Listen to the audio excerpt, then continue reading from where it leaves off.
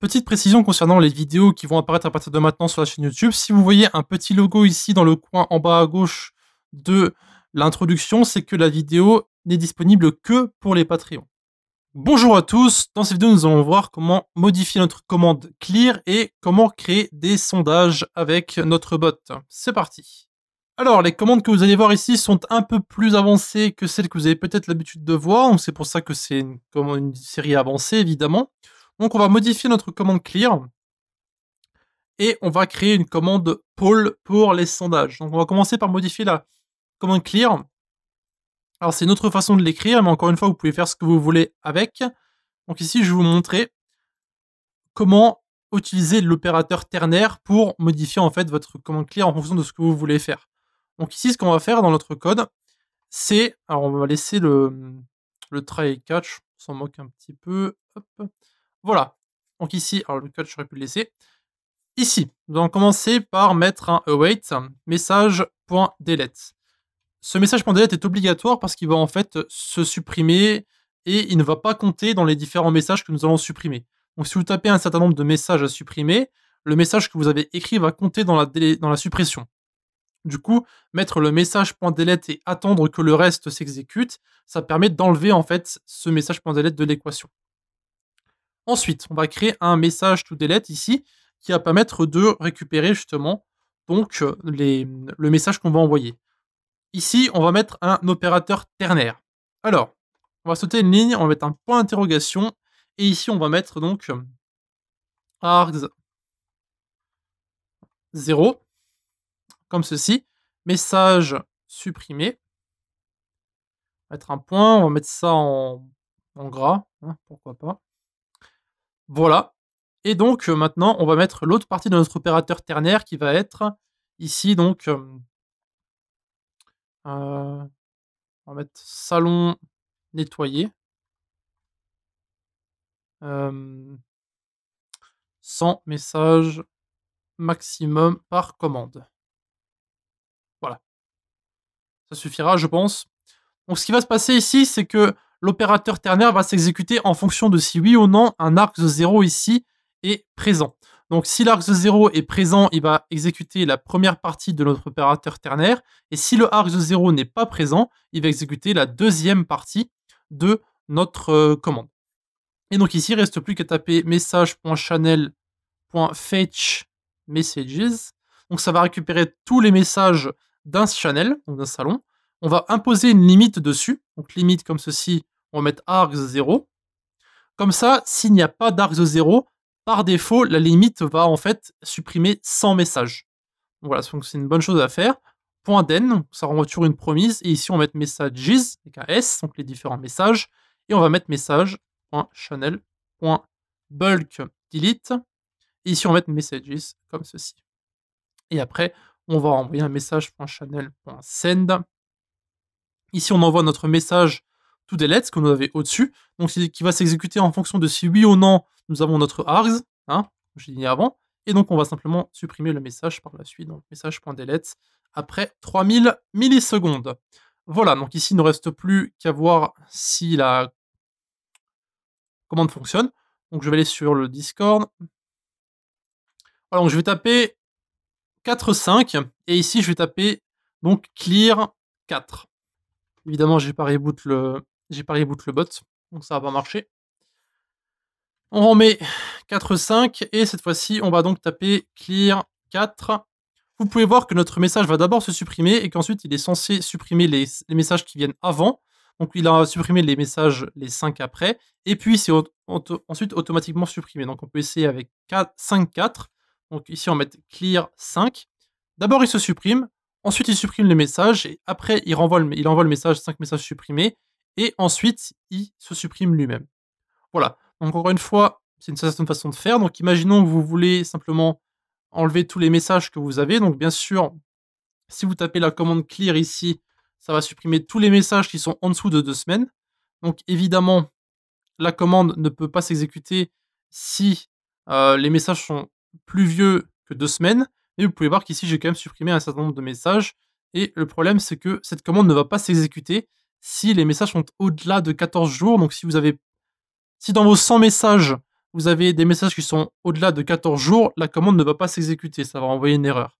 Comme vous pouvez voir ici, ces messages-là datent du 1er mars, aujourd'hui on est le 19, du coup, voilà, la commande ne va pas s'exécuter. C'est le seul problème que vous pouvez avoir avec cette commande, c'est que si vous exécutez sans un nombre spécifié de messages, ça ne va pas supprimer les messages au-delà de 14 jours. Voilà. Maintenant, nous allons voir comment modifier ou plutôt créer une commande Paul. Alors, on va mettre ça dans utilisateur, ou dans système, peu importe, hein, si vous voulez que l'utilisateur puisse créer des pôles ou pas. Donc des pôles sont des sondages, .js. Alors c'est un pôle qui va être un peu plus avancé. Donc on va récupérer ici le leaderboard, pôle, on va mettre ici pôle, on va enlever l'alias. Donc on va mettre créer un sondage. Voilà. Donc ici le leaderboard ça sera pôle du coup. Voilà. On aura besoin de ça. Voilà, parfait. Ici, on aura besoin de async évidemment, donc on va mettre ici à l'intérieur de notre async un try et catch. Donc on va mettre un log error. Quand vous avez une fonction async comme ça, vous devez toujours avoir un try and catch pour les différentes promises, etc. si vous avez des erreurs ou pas en fait. Donc voilà. Maintenant, nous allons créer notre embed par défaut. Donc embed égale new discord.reach embed. On va mettre .set title, ça va être simplement notre question, donc args.join, comme ceci. Ensuite, pour notre deuxième ligne, on va mettre une couleur. Donc, on va mettre une couleur au hasard. On peut mettre... voilà, c'est bon comme ça. Peu importe ce que vous mettez. Donc ça, c'est pour notre embed. Donc pour l'instant, on va laisser ça comme ça. Donc on va mettre ensuite pôle. Ça, ce sera le titre de notre pôle, du coup. On va mettre await message.channel.send. Ici, on va envoyer notre embed, du coup. Et donc maintenant que nous avons créé notre pôle de base, on va simplement ajouter des réactions sur ce pôle. Donc on va mettre ici une flèche qui dit OK, hein, tout simplement. Et on va ajouter simplement une petite croix dans notre petit code ici. Et maintenant, nous allons voir justement comment faire et comment jouer avec les collecteurs dans notre console. Donc on va créer d'abord un filtre pour notre réaction. Donc réaction.emoji.name égale, et du coup là ce sera égal à cet emoji que nous avons ici. Voilà. Et donc ensuite on va créer notre collecteur. Donc collector pôle title.create reaction collector filter, et donc on va mettre ici time. Donc on va mettre 15 secondes. Donc 15 000 ça sera en millisecondes. Et ensuite on va devoir ajouter un événement, donc on va appeler collect pour récupérer justement les fameuses informations. Donc on va mettre ça dans un console.log. On va mettre simplement